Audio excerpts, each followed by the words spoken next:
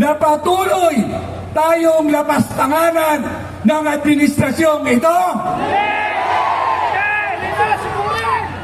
Hahayaan ba natin na ang mga anak natin at ang mga susunod na henerasyon ay magmamana sa mga kawalang-iyahan ng administrasyong ito?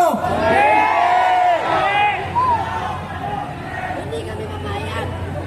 Mga bayaran na lang, bayarang congressman, bayarang senador, bayarang mayor, bayarang gobernador, at mga bayarang tools ang naniniwala sa presidenteng bangag na ito.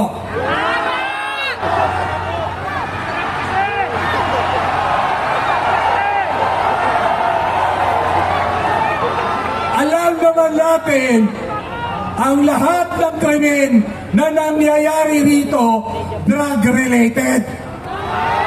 Kahit sa ang sulok ng barangay, may adik at may droga na. Sa barangay namin. Wala nang ligtas. Ultimo, sa eskwelahan ng mga anak natin, may krimen na nangyayari. Patayan na.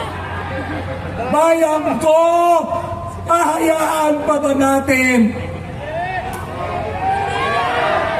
na mamuno sa atin ang mga bangag na ito?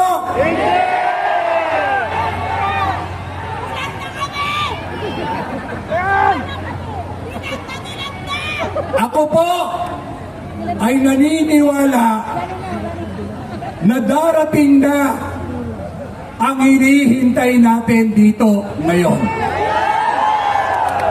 Ilang tulog na lang, samantalahin nyo na mag-jogging na kayo, mag-coke na kayo na mag-coke king dyan. Dahil ang taong bayan, hindi na papayag na kami ay gagahasain nyo pa, lolokohin nyo pa, at gusto nyo pa, palakpakan pa namin kayo, pasalamatan pa namin kayo.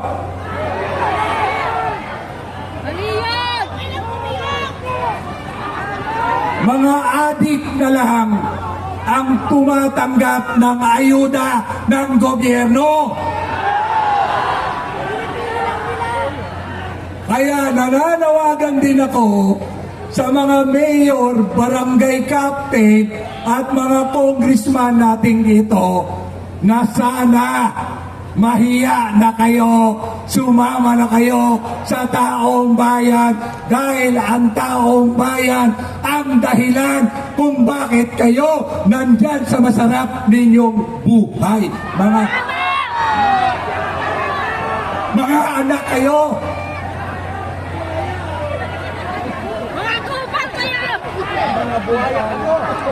alam ko po sa oras na to,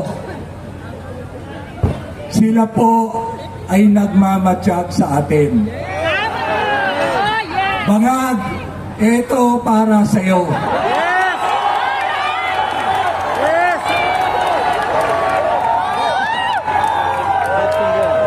Sa mga aloperos di Bangag, ito ang para sa inyo. May kasama pang kadyo.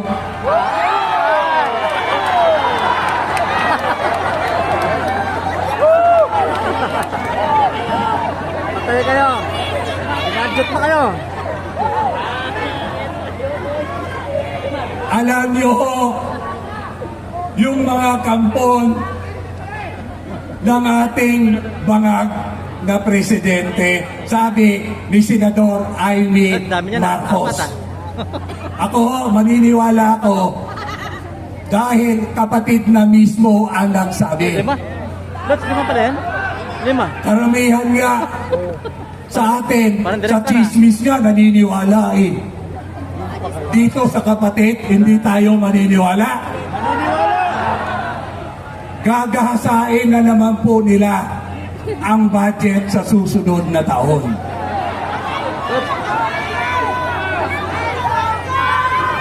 2 trilyon ang dagdag sa budget nating ito na nanakawin na naman nila. Papayag pa ba tayo? Aabutin pa ba natin sila?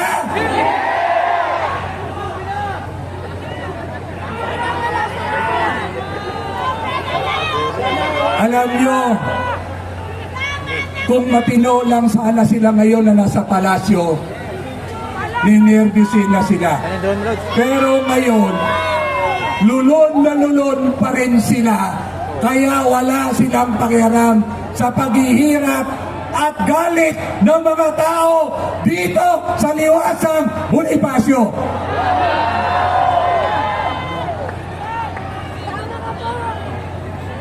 Alam nyo,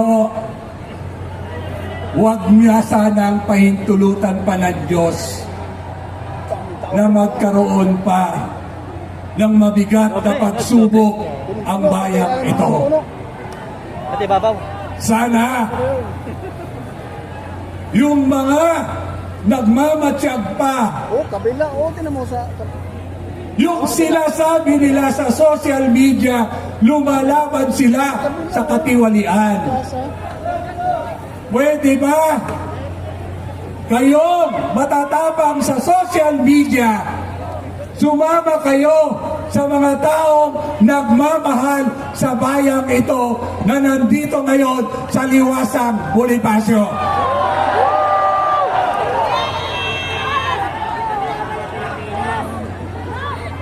Kayong nakikinabang sa administrasyong ito, mahiya naman kayo. Marami akong kaibigan na naglilingkod sa Armed Forces of the Philippines. Sila po hiyang-hiya na rin.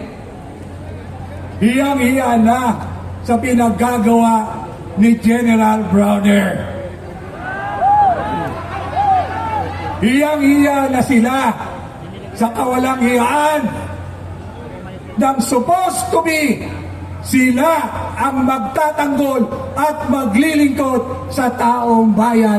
Pero ano ang ginagawa nila? Nagpasakampan, nagpasakop sila sa mga salot sa bayan. Kaya tuloy-tuloy ang pagnanakaw ng administrasyong ito dahil nagbibingi-bingihan ang ating mga kasundaluan at ang ating mga kapulisan. Pero ang taong bayan, hinog na hinog na. Hinog na hinog na. Napipitasin na namin kayo.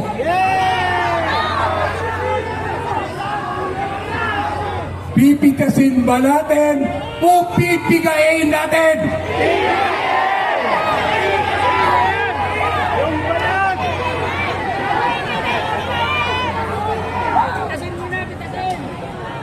Hindi na ho sila makatulog. Bagay, hindi na rin ho talaga natutulog yan dahil kasi singhot eh.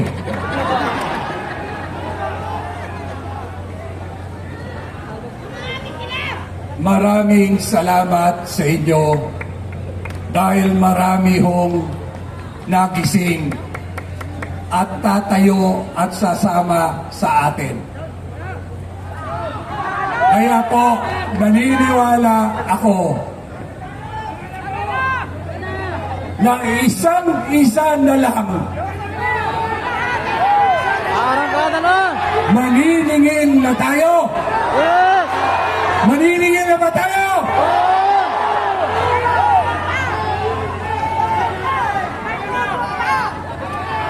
Diretso na ba tayo?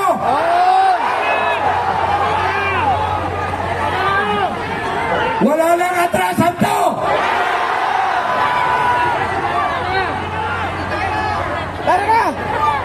Kung yung The Big One, yung Marikina Fault Line ay napigilan, baka itong The Big One hindi kaya pigilan.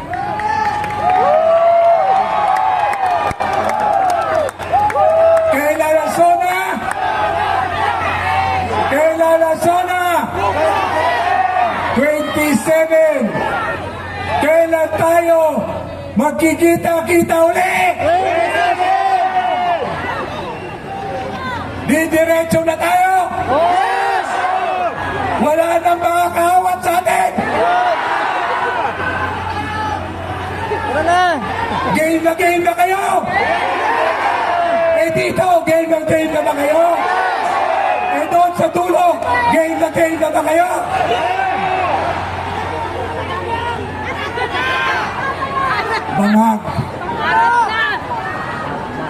Bangag, alam ko, nagmamatsyag ka. Ngayon pa lang, doblehin mo na ang katitira mo para hindi ka na magising.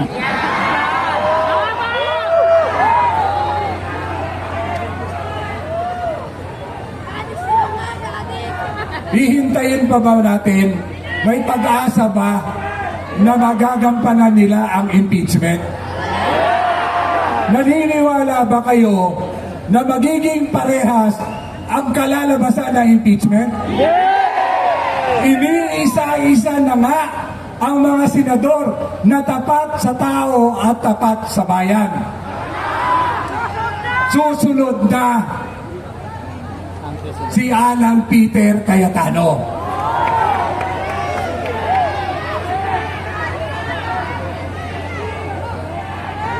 Hahayaan ba natin yon?